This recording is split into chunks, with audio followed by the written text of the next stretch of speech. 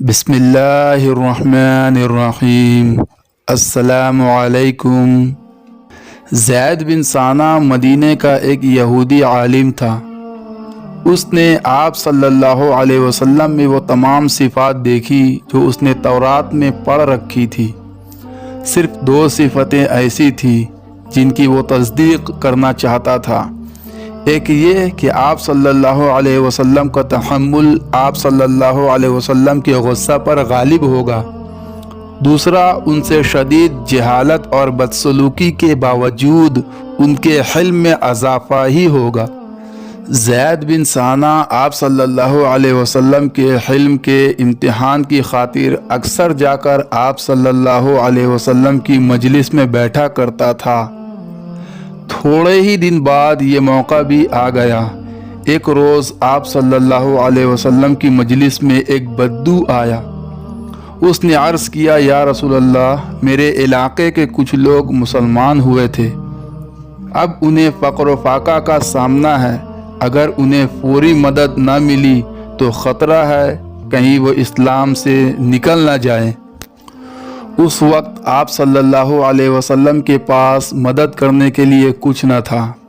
اس یہودی عالم نے موقع غنیمت جانتے ہوئے کہا کہ میں آپ صلی اللہ علیہ وسلم کے لیے فلاں آدمی کے باغ سے ایک وثق 200 کلو کھجور خرید لیتا ہوں اور آپ صلی اللہ علیہ وسلم کو دیتا ہوں۔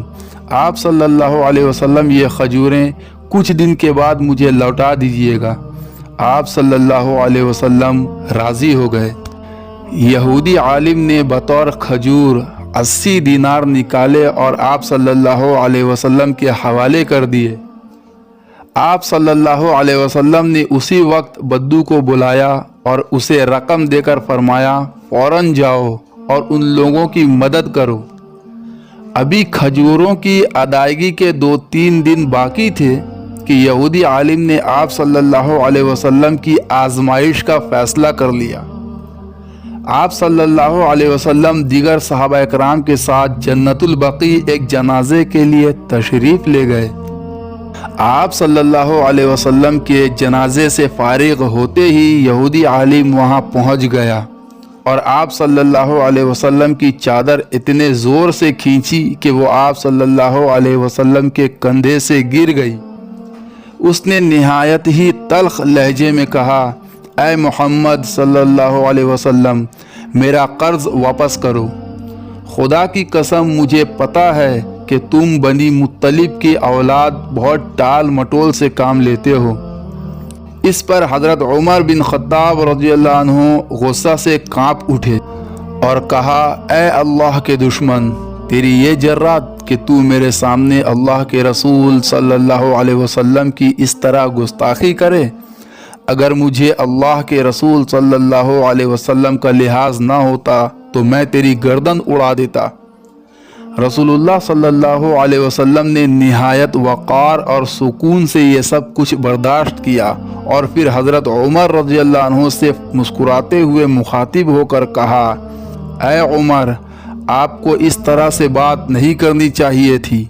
آپ کو چاہیے تھا کہ مجھے قرض عمدہ طریقے سے ادا کرنے کی تلقین کرتے اور اسے قرض مانگنے کا سلیقہ سکھاتے۔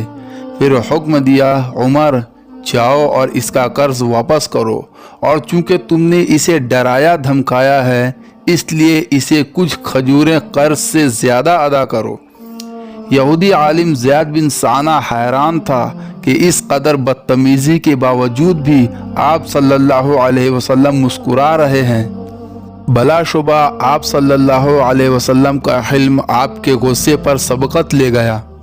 یہودی عالم کہتے ہیں کہ عمر فاروق رضی اللہ عنہ مجھے ساتھ لے کر بیت المال گئے اور میرا قرضہ ادا کیا اور مجھے زائد کھجور بھی دیے۔ پھر میں نے اپنا تعارف کروایا کہ میرا نام زید بن ثانہ ہے اور میں تورات کا عالم ہوں۔ دراصل میں نے آپ صلی اللہ علیہ وسلم کی نبوت کی تمام علامات پہچان لی تھی۔ ایک حلم کا امتحان باقی تھا، سو اب وہ بھی آزما لیا ہے۔ پس اے عمر، اب میں اسلام قبول کرتا ہوں۔ میرا نصف مال اللہ کی خاطر وقف ہے، میں اسے امت محمدیہ کے لیے صدقہ کرتا ہوں۔ پھر حضرت عمر رضی اللہ عنہ اسے لے کر نبی کریم صلی اللہ علیہ وسلم کی خدمت میں حاضر ہوئے۔ زید نے کلمہ توحید و رسالت پڑھ کر اسلام قبول کر لیا۔ پھر اس کا سارا خاندان بھی مسلمان ہو گیا۔ زید بن ثانہ ایمان لانے کے بعد کئی غزوات میں آپ صلی اللہ علیہ وسلم کے ساتھ شریک ہوئے۔ دوستوں، اگر یہ ویڈیو آپ لوگوں کو اچھی لگی ہو تو ویڈیو کو لائک اور سبسکرائب ضرور کیجیے گا۔ السلام علیکم۔